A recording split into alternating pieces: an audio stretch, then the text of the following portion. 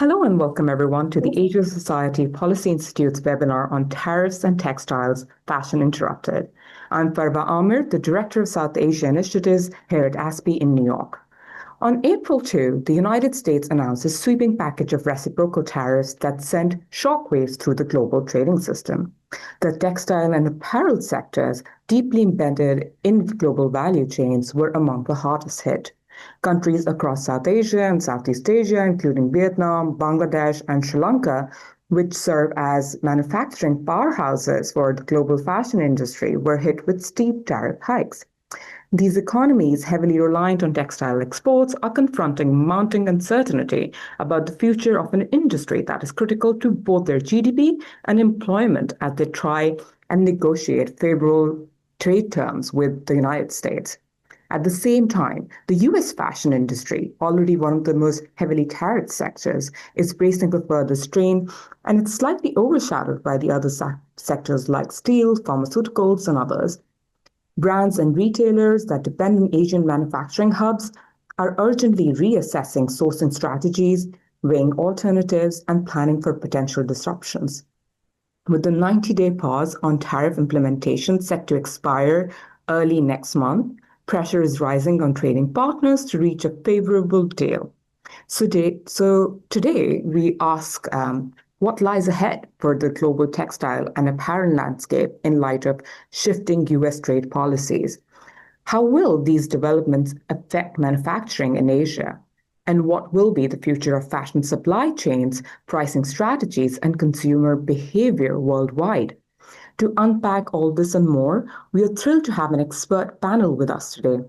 Joining me are Hilary Milnes, Executive Americas Editor at Vogue Business, Julie Hughes, President of the United States Fashion Industry Association, and Shay Wester, Director of Asian Economic Affairs and Outreach at ASPI, also Dr. Rubana Huq, Chairperson of Muhammadi Group and former President of the Bangladesh Garment Manufacturers and Exporters Association, who should be joining us shortly. But before we dive in, just a few housekeeping notes. I'll start with a couple of questions from my end for the panel, and at around the 50-minute mark, we will open the floor to audience Q&A. So please send your questions via the Zoom Q&A function on your screen, and we'll try to get to them by the end of our session. So without further ado, let's just start with you, Shay. Since the announcement of the Liberation Day tariffs by the United States administration, there's been significant movement in the global trade space, and particularly with Southeast Asian economies that play a pivotal role in the global fashion supply chains that we discussed earlier. You've been closely tracking these developments at ASPI. To help us sort of set the stage for today's conversation, could you walk us through what has transpired in recent months on the US trade policy front, and how are key Southeast Asian nations approaching the ongoing trade negotiations? And with the July 9 deadline looming, which could trigger higher tariffs if no agreements are reached, where do things currently stand, and what's at stake for these regional economies? Over to you, Shay. Great, thanks, Farwa. It's great to be here and joining this discussion. And in terms of your question, I think I could go on all morning and give a seminar on this. There's so much that's to unpack and that's happened, but I'll try and keep it brief.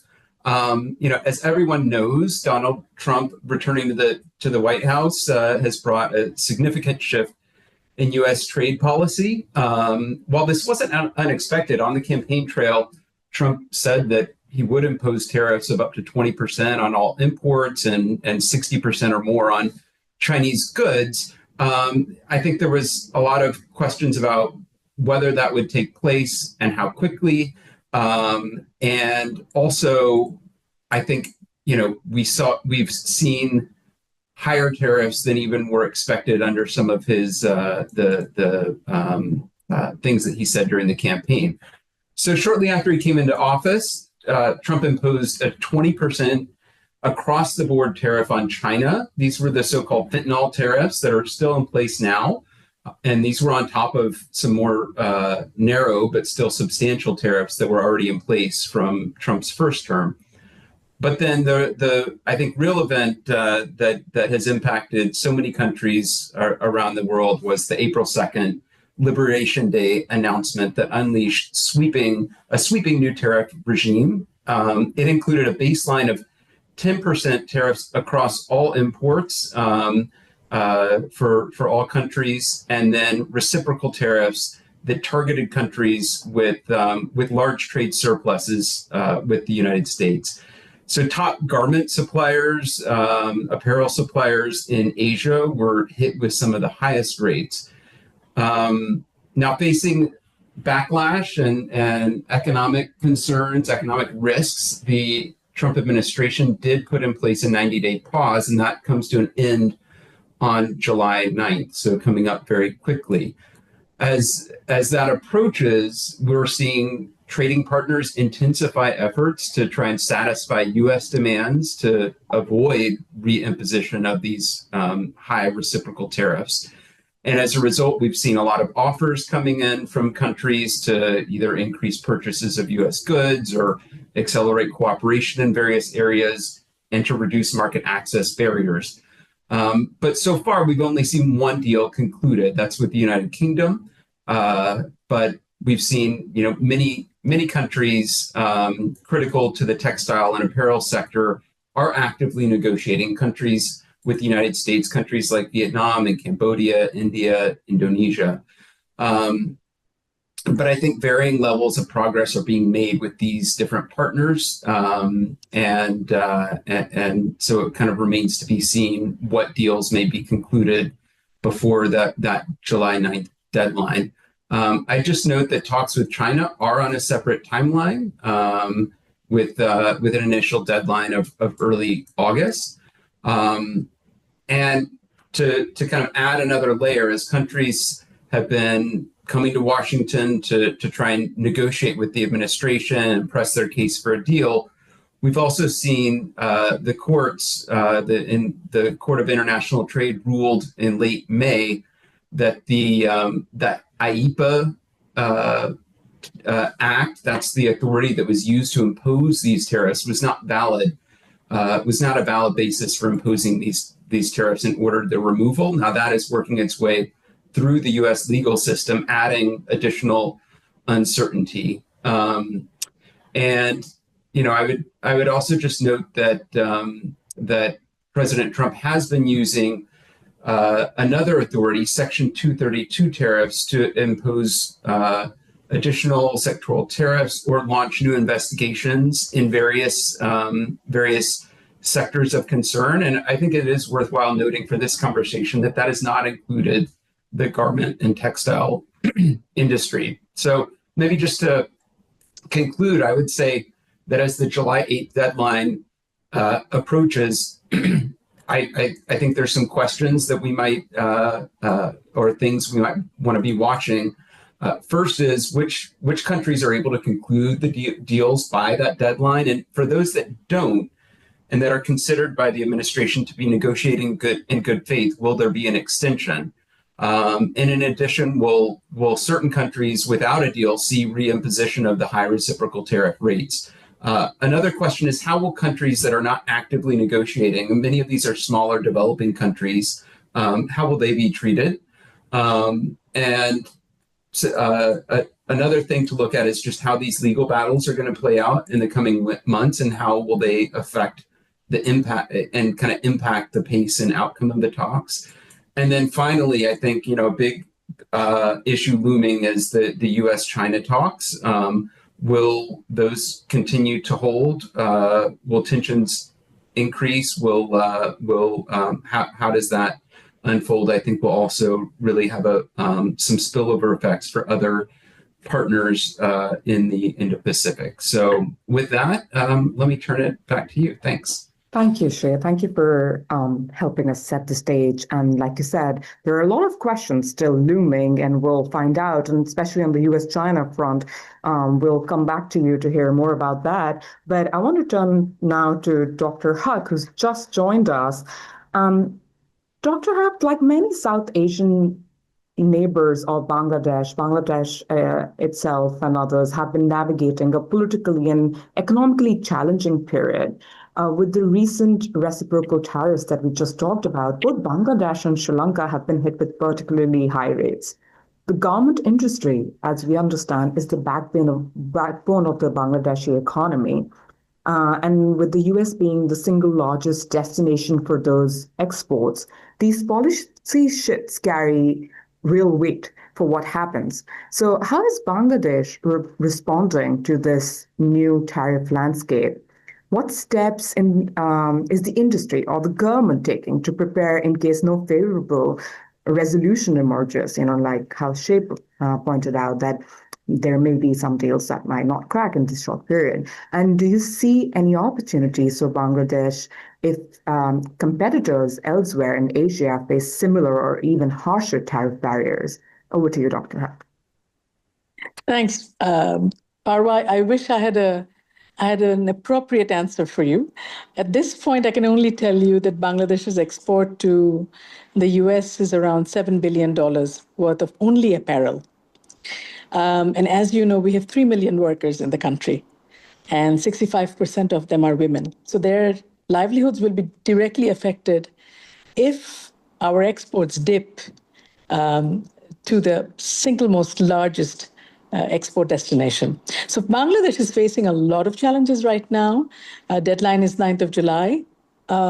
We have representatives speaking to USTR, trying to appeal, trying to see what we can get out of the negotiation. Frankly, I'm not very hopeful because I think these are not deals that can be concluded within 3 months. I mean, even if you talk about bilateral agreements, Farwa, there has to be a rational timeline because others, what they're doing is they may be rushing into agreements, but for us, Bangladesh is still thinking about WTO commitment, thinking about its alignment with other countries. Bangladesh is still thinking that it's the same old world that we used to live in once, but everything has changed. So reality is we are negotiating with USTR. There are government representatives there. Unfortunately, no private sector representative is there, which makes it a little difficult for us. But these are highly trained tariff experts who are talking to them. And I don't think that, we're going to have a very quick deal anytime soon. Would want to say this, though, that Bangladesh imports around $2 billion worth of just cotton, out of which we only bring 300 million from US. So that can be overnight. If we talk about trade deficits, that can easily, be enhanced. And also, Bangladesh has gotten rid of one single biggest non-tariff barrier of double fumigation of cotton. So it is it's less expensive than what it used to be earlier. But there are lots of things that Bangladesh can do, but it's just not a question of just tariffs here, Farwa. They've raised, as far as I've heard, they've raised trade issues, they've raised labor issues, and they've raised security issues. So everything put together, we're very unsure till date. So clearly, there's a lot that needs to be navigated and a lot that is happening and a lot of uncertainty. And you pointed out the impacts on the labor force, which I would love to go deeper into with you later in our session today. But if I could now come to Julie. Julie, you represent the US fashion industry and some of the key brands and companies that source from Asia, including countries from South Asia and Southeast Asia that we just discussed. So from an industry perspective, how do you see some of these major companies navigating these tariff policies, and are they planning to recalibrate their sourcing strategies? And do they see particular regions or sourcing practices that are likely going to be more resilient given all the volatility around us than others? So over to you, Julie. Thanks so much, and thanks for the opportunity to join you all today. The fashion industry is so focused on sourcing from Asia. It's critical for us.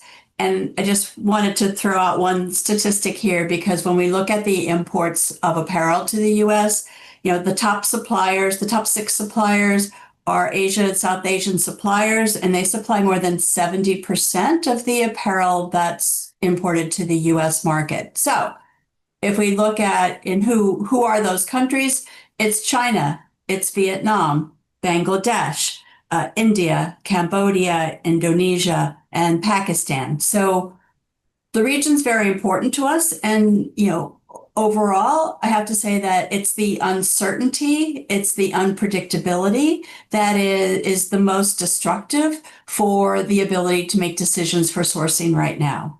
There are kind of three strategies that we see brands and retailers trying to navigate as part of their strategic plans. But of course, it's less than 2 weeks until July 9th.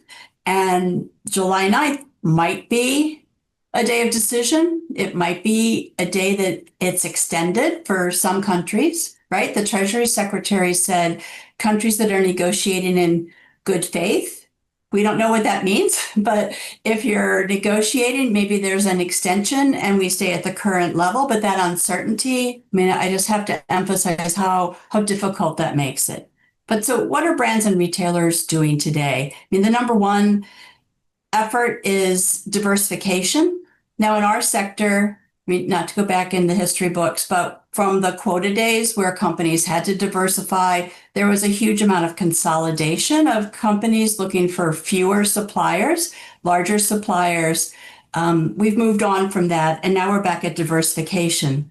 But of course, no one knows where to diversify to, because you don't know yet what the outcome is going to be for the different trade agreements. The second thing that we're hearing about is companies are looking for flexibility. So they're talking to their key suppliers on, does a company have factories in multiple countries? Are there multiple logistics suppliers as well? Because the logistics side, and maybe we'll talk about that later, that's critical as well. It's not just getting your product made, but it's getting it here to the US with the, again, uncertainty of, everyone canceled their shipments, then your shipments are back on, decisions are changed, 2 days after they're announced. So all that uncertainty again plays into that. And the last thing is looking at strategic pricing. So your consumer confidence is down in the numbers that just came out this week. So brands and retailers are trying to figure out which products, where do you have to pass on the higher prices? Where do you have no options? And where can you, the president said, eat the tariffs. That's not really possible when you have tariffs as high as we do for apparel. And as Shay said, we still have the tariffs from the first Trump administration from the 301s. But pricing issues and how to price better, how to work with our suppliers for that better pricing, that's definitely another strategy that brands and retailers are using. And maybe I'll stop there, but there's so much to talk about here of what's the strategy when you have no certainty about what might be the outcome.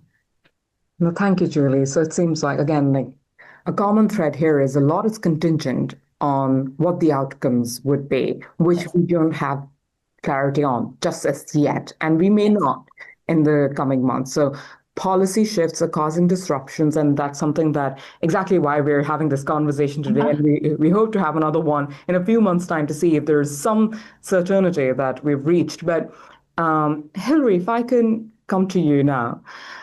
Fashion is downstream from geopolitics, but it's also where these forces become tangible for consumers, whether through price tags, through brand narratives, or product availability. You did this very insightful piece soon after these tariffs were announced first on how the US fashion brands are going to face an existential threat as the tariff reality sets in. How do you see the future of these fast fashion brands sourcing from Asia and other countries should these higher tariffs kick in? And not only just them, but also the luxury brands, because that's a whole market. And what are some of the implications for consumers in both spaces? Could there be a possibility of costs being pushed to them in terms of higher prices? And as a result, would you see a change in consumption behavior, maybe slowing down in the US and globally? So over to you, Hilary.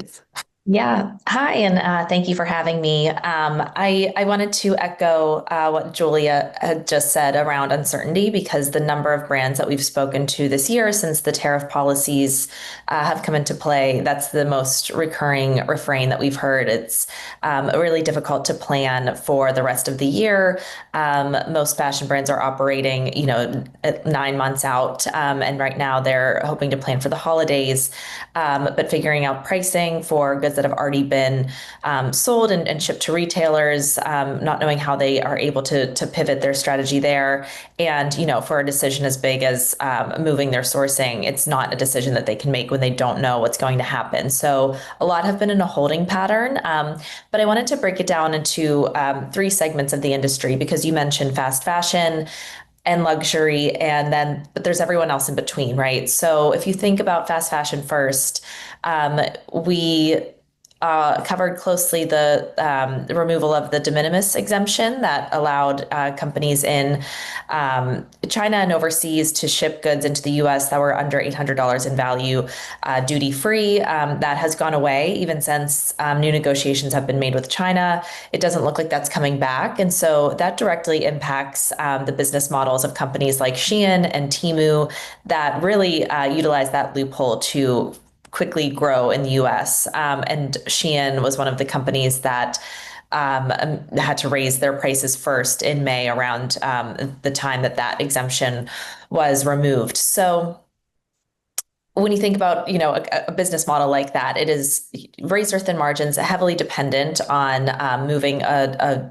great volume of goods at a very low price. And so I think it's a question mark for the consumer. Does the value proposition go away for a purchase from Shein when your big haul is no longer as cheap as it used to be, but it's still going to be comparatively cheaper? I do think that in some ways the customer has reconsidered their fast fashion consumption habits, but I think it's too soon to say, because I think, it might be optimistic or wishful thinking to hope that, that might say to them, maybe the goods that I'm buying from companies like this, should be actually worth more. So we're seeing on the fast fashion side that those prices immediately have been affected.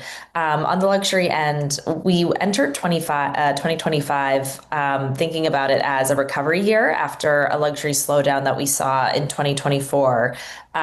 You've seen a lot of the major luxury companies coming out of the and seeing major growth and rebound of spending.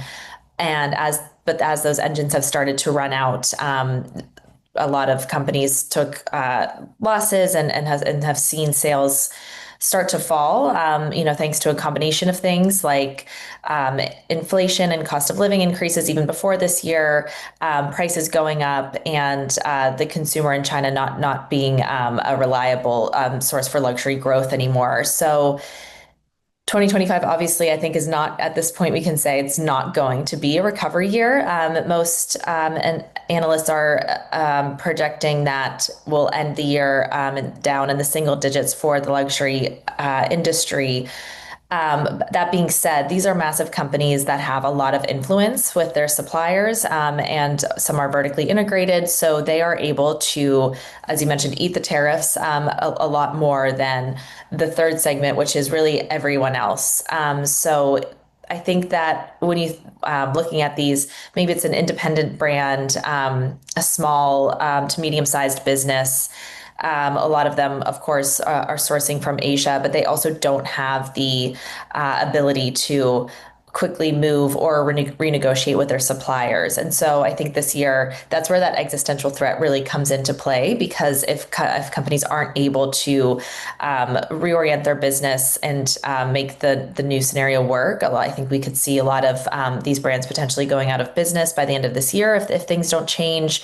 And because that being said, it's obviously a very competitive business for fashion.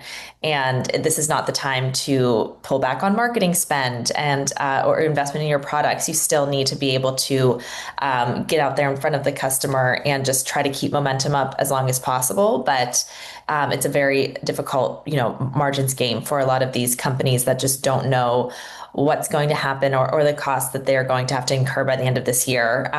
But I've heard from luxury, or not exclusive luxury, but fashion founders and CEOs that, their businesses just weren't built for this, and that the numbers don't add up. So I think we could see that segment be the most hit because it's not a volume game like the fast fashion end. They don't have the influence and power that the luxury brands do. And then you're also looking, to your question on the implications for consumers. If prices are going up in other areas of their lives, like groceries or gas, they are going to reconsider the more incidental fashion purchases that they're able to make. And I think I think the concern, especially for luxury, is that even if some of their customers aren't affected, if a $500 price increase thanks to a 10% tariff on a $5,000 bag isn't going to make or break them, it's not a market that's inspiring much confidence. So I think you see that run the gamut, whether customers' pockets are getting tighter, they have less to spend on those nice to have purchases. And then you also have the luxury consumers saying I'm just going to sit back right now. I think that there's going to be a slowdown of consumption. In the US, I think we're already starting to see it. Even if some customers aren't quite, seeing regular, everyday purchases go up in price too much yet. I think most brands are playing wait and see, and they haven't quite raised prices, but globally as well. And so that's why we've seen a lot of brands turn attention, if they're able to expand, to areas like the Middle East that are actually showing growth. Well, thank you, Rian. That's very insightful. With what is happening to the consumption landscape is, yes, this is tariff factor and how the companies might push some of the higher sort of supply costs over to the consumer, but also in the grand scheme of the economic challenges where grocery prices and energy prices and everything else that is vital to their daily lives become more and more expensive. And how does that sort of impact their shopping behavior, whether it's in fast fashion or whether it's online shopping or whether it's luxury. I'm going to turn things back to the policy space now because we discussed this earlier on, Shay. You mentioned the US-China element. That trade relationship remains a central axis of global economic policy. But its ripple effects are especially sharp in the sub-regions of Asia, Southeast Asia particularly, which you watch.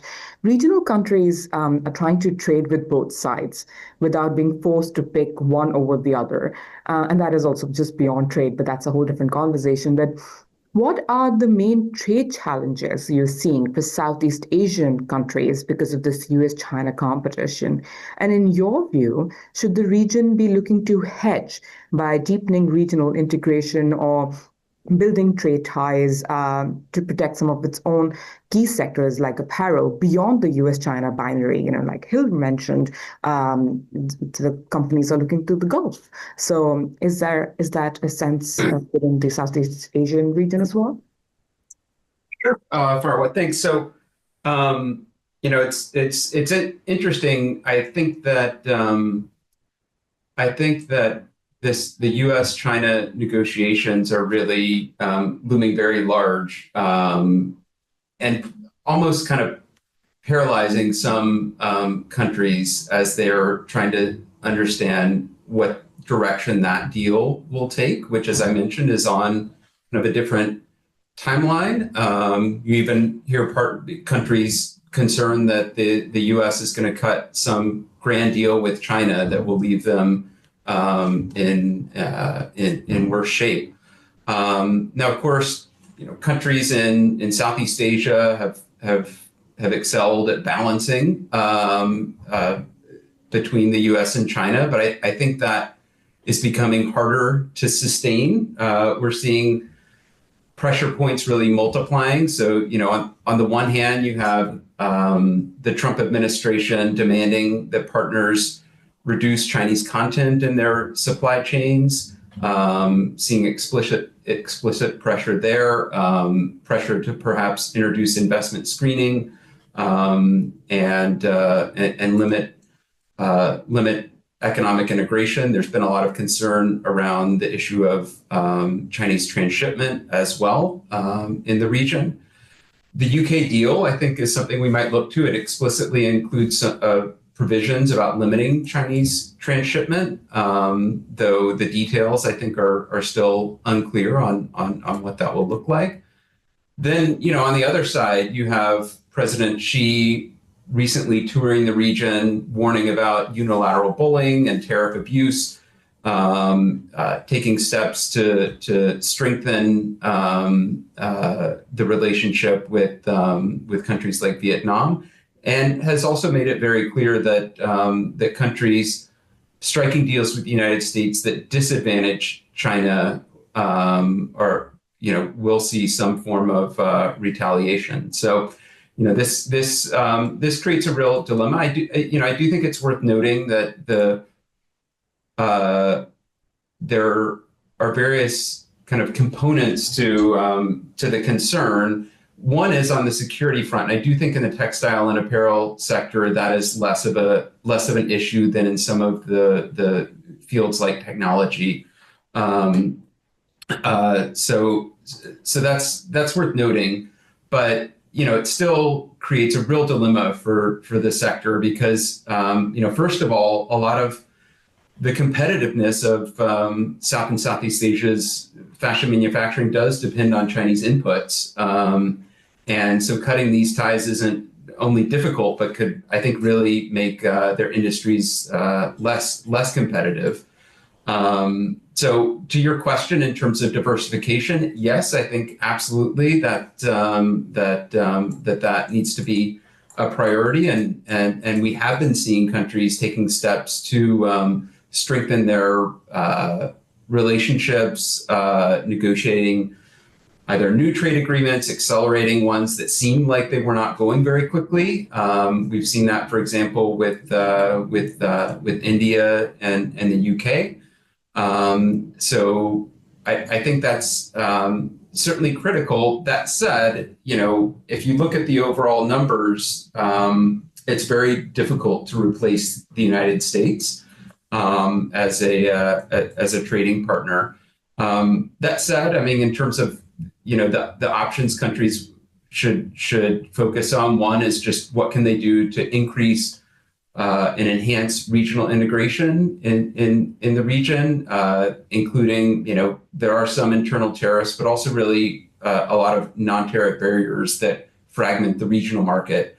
And then, as I was talking about, just aggressive diversification beyond the US and China. So with countries like the EU, Japan, South Korea, there has also been discussion about broadening the CPTPP. For example, what could be done to strengthen the partnership between the CPTPP countries and the EU and other partners. And then finally, I'd just say, doing everything countries can to enhance their value proposition. So to move up the value chain, to kind of strengthen their competitiveness in a whole variety of ways. So it's certainly a challenge, but something that I think countries are taking very seriously and acting on in ways that maybe hasn't been the case before. So thanks, Farwa. And you raised a crucial point, which is the non-tariff barriers, is to prevent regional integration, and there are very many of them. And we also have to pay attention to, like you said, the apparel sector, fashion sector is one part of it, but the US-China competition impacts very many other sort of economic engagements that the region has with both the United States and China. And rightfully, these countries are looking to diversify. India is a good example. You mentioned the India-UK trade, but there's also negotiations that are promised to start with the EU as well on trade, and it's trying to expand it to the Gulf and other countries. So more and more countries will be looking to kind of not put all their eggs in one basket, but it's also a time for kind of like the survival of the fittest here. Coming back to the United States, Julie, the U.S. fashion industry leaders just met with the White House Chief of Staff last month to discuss the disproportionate impacts of higher tariffs on the fashion industry. And there are plans to continue engaging with the administration on the same front. This industry is important to the economy as it's to the economies of the regions that we just discussed and to the labor force equally. So how do you see the government's response? We discussed the volatility, not knowing the outcomes, not being able to plan because of that. So is the government responding to these calls by the fashion industry leaders sort of in a meaningful manner, in a way that can be helpful? Do you foresee support or any tools being provided that can help cushion the blow? Over to you, Julie.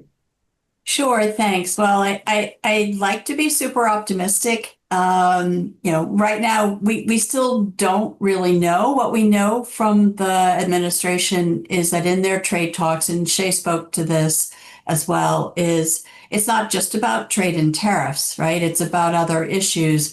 It's about rules of origin, which is particularly an issue for our sector with so many inputs coming from China or potentially coming from China that we don't even know. But I do want to say that one outcome, and I don't say this is a direct line from the meetings with the president, but both the Treasury Secretary and the president specifically said that they're not targeting bringing jobs back in the textile and apparel sector to the U.S. They're focused on the more, I call them the manly jobs. I shouldn't do that, but they're focused on steel and aluminum and aerospace and autos. And they have said, we're not interested in making more socks and t-shirts in the US. Does that translate? Does that follow the line, which I see it could, of a lot of the sectoral approach, right? The reciprocal tariffs were on all products from all countries, but the real focus has been sectoral with the highest tariffs on those products. And so that's why I don't say I'm optimistic, but I do think that there's a pathway there to look at over time, what's the real outcome here? And it isn't about, are we going to bring apparel manufacturing back to the US? We're not. If more than 95% of apparel is imported and we don't have the workers for manufacturing apparel here in the US, that's not really happening. So how will apparel come out in this? I think we have some optimism. On the other hand, I do want to say that the US-UK, United Kingdom deal, when you look at that deal, it's silent on the tariffs on consumer products like apparel. We're not even mentioned in the fact sheet or in that agreement. So it's a little unclear again, is apparel going to just be a tag along, or might we be able to have a breakout for ourselves? The last thing I would want to mention is that there just was a release as the administration is pushing for the reconciliation bill in the Congress. And as part of the funding mechanism, they're talking about, I think it's 2.8 trillion in revenue that they intend to get from the tariffs. So, is anyone going to be left out from the additional tariffs if you need that kind of revenue? But I think there's a pathway where we might not be as harmed as other sectors. But again, there's no clarity on that. And the issue of rules of origin, if they are focused on the origin of inputs, that could really be devastating for many of the producers until we can find different supply chains for apparel products.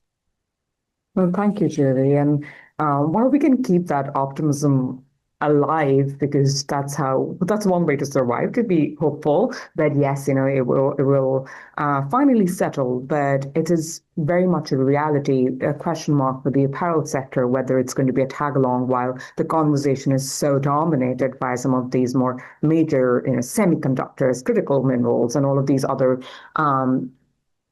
components and aspects that are seen vital to the US economy and to its trading partners perhaps as well.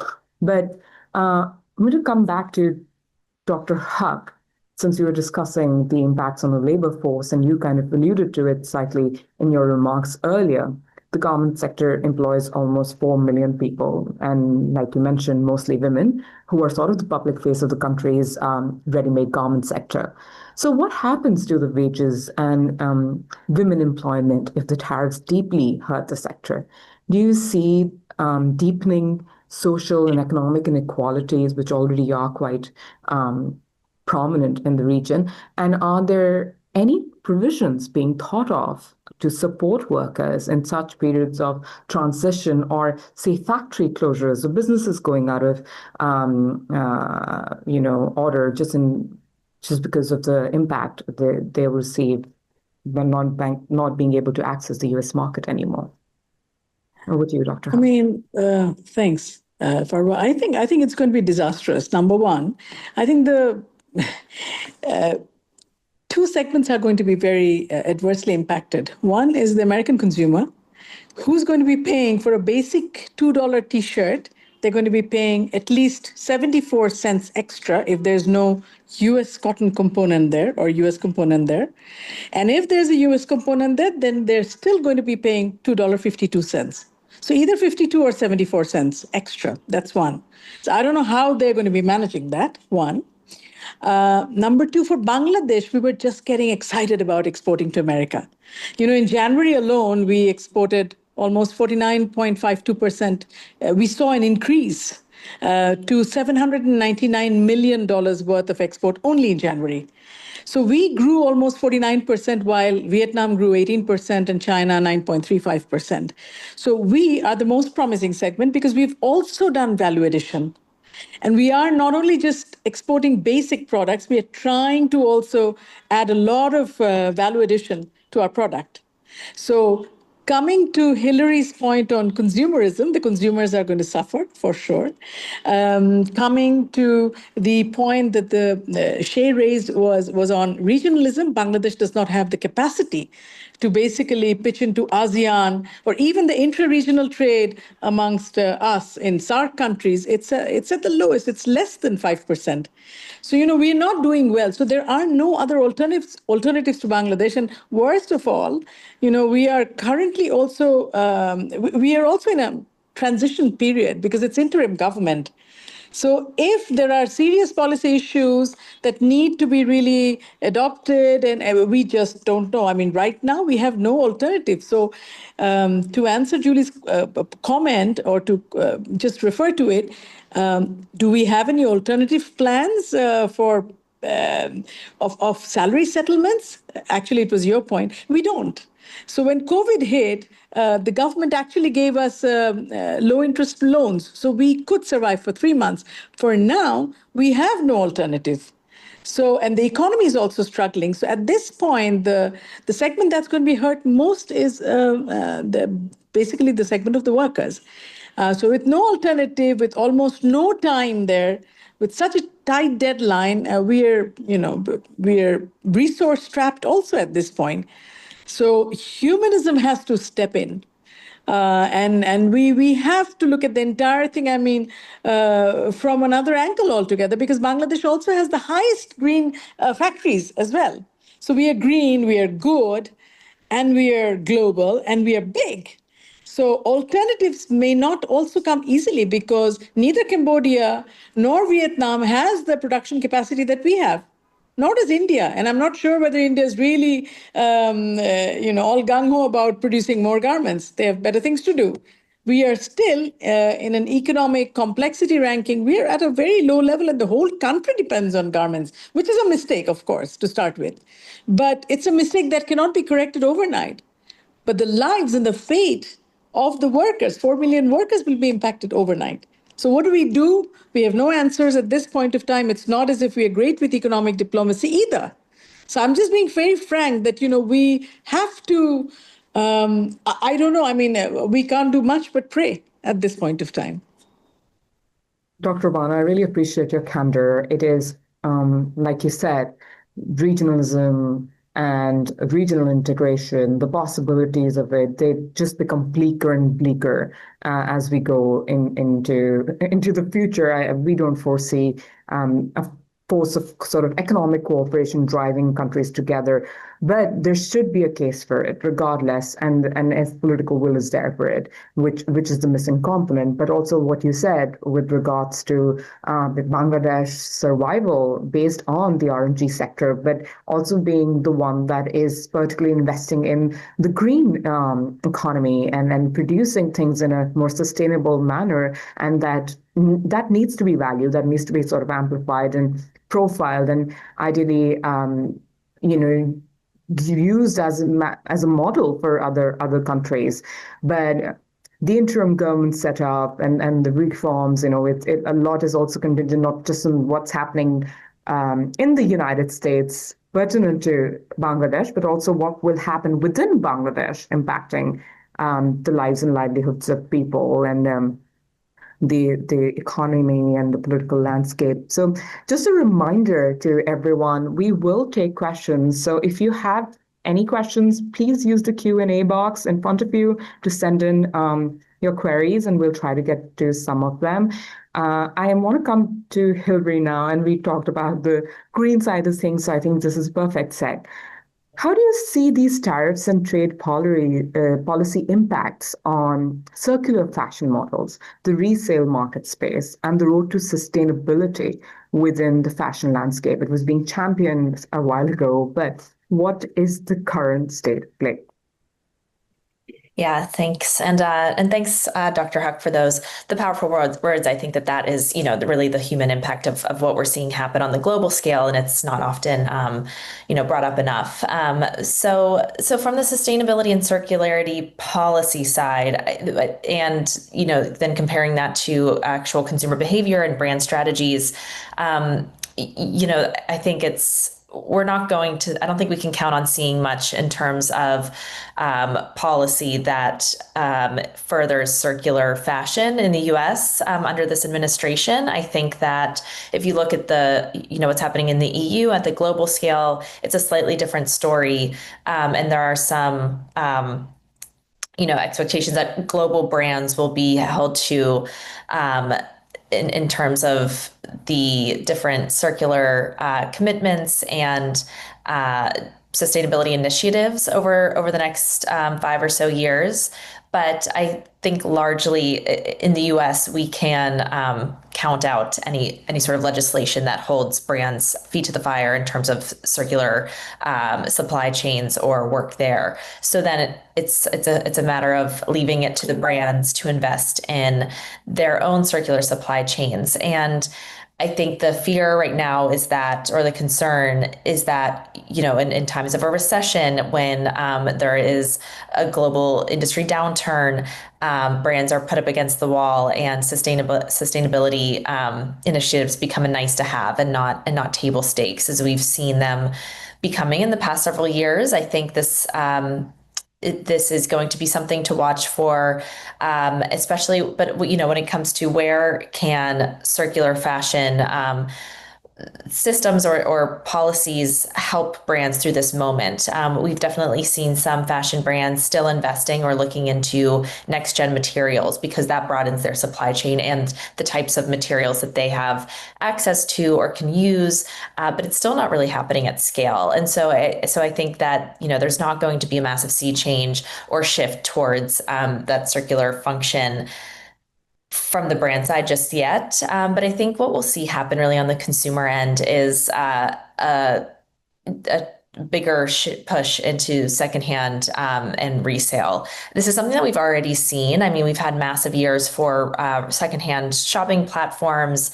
We have a generation that is very interested in vintage pieces and archives, and you have a deeper appreciation for quality compared to price that I think a lot of customers are feeling disillusioned and not feeling like they're finding on the new market. So I think that secondhand platforms are really set to benefit because that will lessen the tariff impact, the pricing, the quality align a lot more on the customer's end. That said, I still think that, that's not enough to address any sort of new production or waste problems that fashion, is still a part of. And I think that this idea that, you can count on the customer to push sustainability forward and vote with their dollars. I think that we know, if you look at the rise of something like Shein, like we know that is a little bit at odds with this idea that younger customers are going to be more sustainable.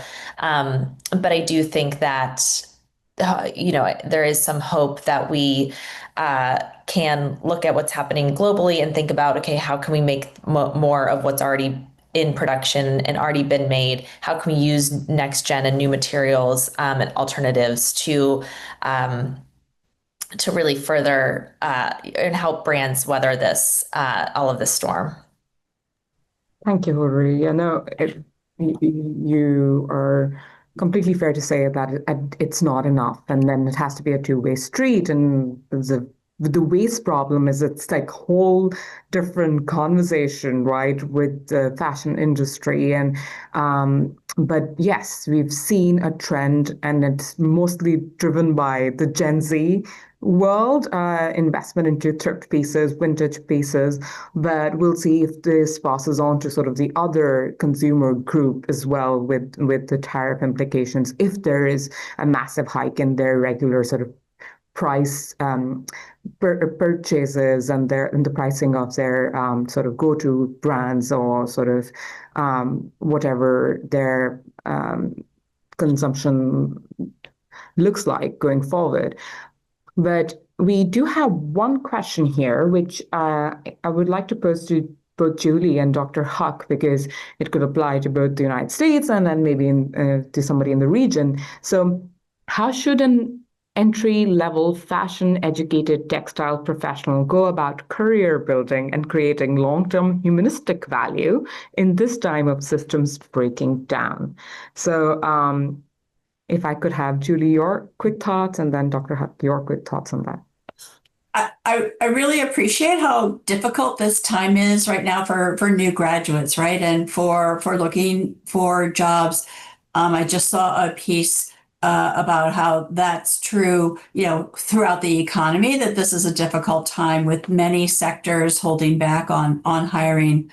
On the other hand, I think for fashion companies, they are always looking. So we have kind of two conflicting trends. One is layoffs. I mean, there definitely have been a lot of layoffs, not massive, but layoffs throughout the industry as part of the strategy to deal with the tariffs is to restructure and figure out how to be more efficient internally. Maybe some of that is related to AI. That's like a whole other discussion for us to have. But I think for new graduates who understand textiles, if you've graduated in one of those programs, I do think there is real interest in looking for younger workers who are going to bring with you the ethos, as Hilary was talking about, right? We're looking for sustainable, we need people who understand how the manufacturing process works.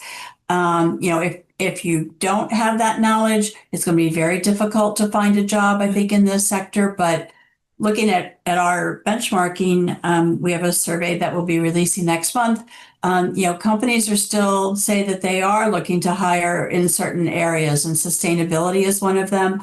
Obviously, compliance is one as well, for whether it's social compliance or quality compliance, labor compliance, environmental compliance. So I would say don't give up hope, but I know it's a very difficult time looking for jobs. So very quickly, I would humbly suggest that you start your own startup. You encourage your friends and you talk to yourself and start a B2B platform. And, you'll be able to do much, because what brands and retailers do is they also build a lot of margins. So that costs, obviously, that'll come down. So if you start a business that focuses on conscience, that focuses on humanism, that focuses not only, compliances are very important, and Julie is absolutely on point there, but you have to go green, you have to go human before you go green. So go human, go green, and make sure that you bring your other partners into this and start a startup. I mean, I think this is the perfect time for you to have a solid B2B platform through which you'll be pitching to direct exporters in Bangladesh and elsewhere, and who are subjected to ridiculous tariff ranges. So I would absolutely, I mean, and you can contact me anytime. I'll make sure that I connect you with all the manufacturers, and you can figure out who to do business with. So good luck. Thank you, Dr. Huq. That's very kind of you and a very good point. But I would further probe and request you to share an example, if there's one, in recent times of a successful B2B platform that could be sort of like a learning template for aspiring entrepreneurs. Within the country, there are lots of B2B platforms which are really, really successful. Cross-border B2B is still difficult, but even then, we'll be able to, I think, break the barriers. If young people come forward with solid ideas, we can always pitch the ideas to the government and make sure that, we have a successful, Alibaba type model or Amazon type model in Bangladesh. So I think it's good to collaborate because we have a number of startups who are doing B2B. I think it'd be important for international startups to replicate the same practice. Thank you. Super. Thank you very much. I think this has been a wonderful conversation. We're nearing the end of our discussion today. I'm very cognizant of everyone's time. I have learned a lot, and some of the key takeaways for me have been not just what will happen to the tariffs and trade sort of policy landscape and the impacts on the apparel sector, the textile sector, but also the need to do more, the need to think innovatively, and to, while you're navigating all sort of geopolitical and economic uncertainties, how could you add to the value chain, invest in humanism, and as you also think about being more sustainable. Thank you very much, all of you, for sharing such insightful remarks, making this conversation absolutely engaging. Thank you to all those who joined us.